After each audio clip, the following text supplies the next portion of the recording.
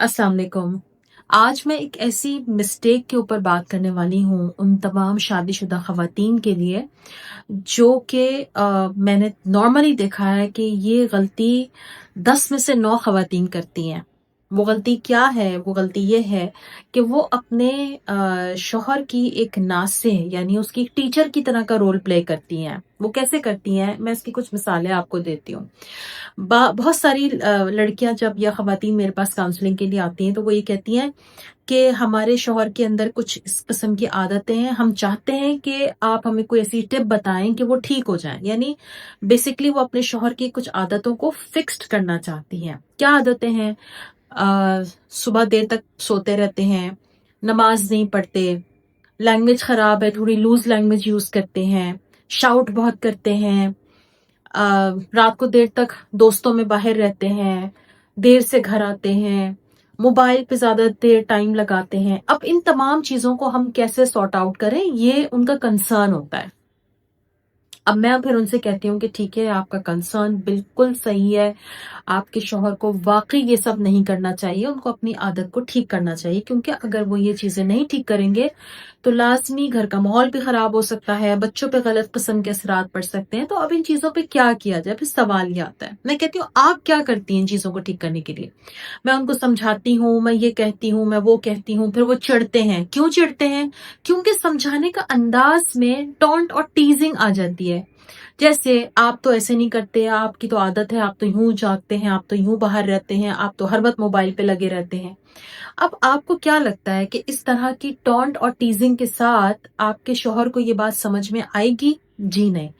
वो अच्छा खासा, वो एक शख्स जो आपके फिर भी करीब था, आपके साथ बैठना पसंद करता था, आपके साथ टाइम स्पेंड करना उसको अच्छा लगता था, वो आपसे फ्रीली बात कर सकता था।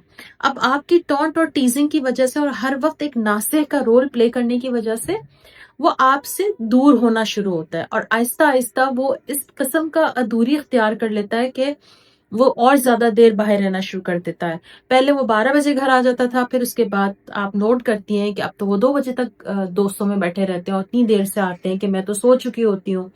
फिर आप नोट करती हैं कि पहले तो वो 1 बजे तक बस मोबाइल देखते थे, सो जाते थे, अब वो 2-2 बजे तक मोबाइल देखते रहते हैं। मैं जितना उनको रोकती हूँ वो उतना ये काम कर रहे हैं। तो इसका मतलब है कि आपका वो जो एक टीचिंग का रोल है वो कुछ अच्छे से जा नहीं रहा, या आपकी टीचिंग में कोई खराबी है, कोई ऐसी कुछ ऐसे तरीके में कुछ आपने मुख्तलिफ इख्तियार कर सकती हैं जिससे वो चीजें ठीक हो जाए।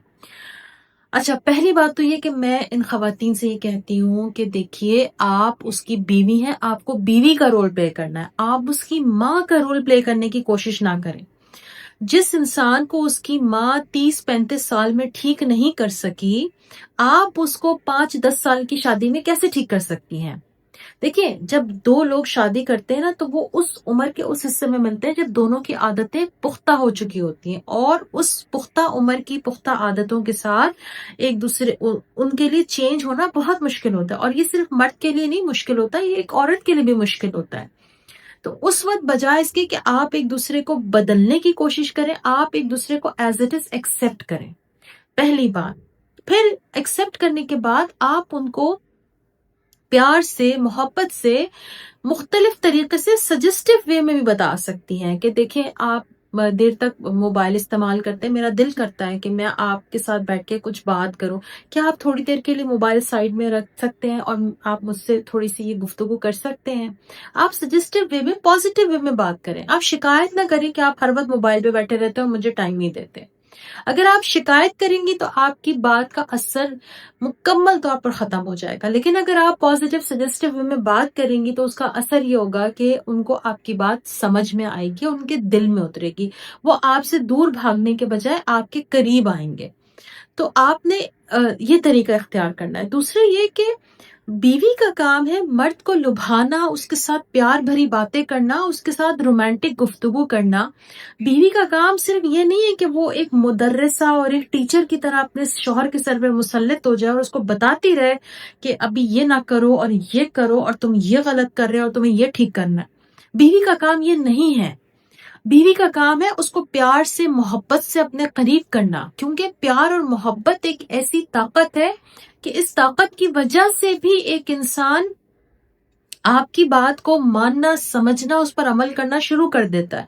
لیکن جب آپ کانسٹنٹلی اس کو کرٹیسائز کرتے ہیں، اس پہ ٹانٹ کرتے ہیں اور ایک ٹیچر کی طرح، ایک ناصح کی طرح اس کے سر پہ مسلط ہو جاتے ہیں اور آپ یہ کہتے ہیں کہ تمہیں ٹھیک ہونا پڑے گا ورنہ تو میرے تمہارے تعلقات خراب ہو جائیں گے، یعنی اگر تم ٹھیک نہیں ہوگے تو تم ایک اچھے شوہر نہیں ہو، تو اس کا مطلب ہے کہ آپ اس کو اپنے آپ سے آہستہ آہستہ دور کر رہی ہیں. پھر آپ شکایت کرتی ہوئی، روتے ہوئے پھر آپ کسی ریلیشن شپ کوچ کے پاس جائیں، کسی کاؤنسلر کے پاس جائیں، تو ہم اکثر ان کی شکایت کر رہے ہوتے ہیں. ہم نے کہاں غلطی کی ہے ہم یہ نہیں بتا رہے ہوتے. تو ہمیں اپنے اوپر بھی فوکس کرنا ہے کہ ہم سے کہاں ایسی مسٹیک ہو رہی ہے کہ جس کی وجہ سے ہمارے ریلیشن شپ میں گیپ آ رہا ہے.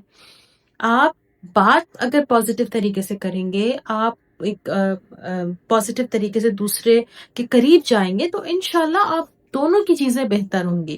یاد رکھیے آپ بیوی ہیں، آپ نے بیوی کا رول پلے کرنا ہے. آپ اس کی ماں بننے کی کوشش مت کریں، آپ اس کی ناصح بننے کی، اس کا ٹیچر بننے کی کوشش نہ کریں. انشاءاللہ چیزیں بہت جلدی بہتر ہوں گی. Thank you so much.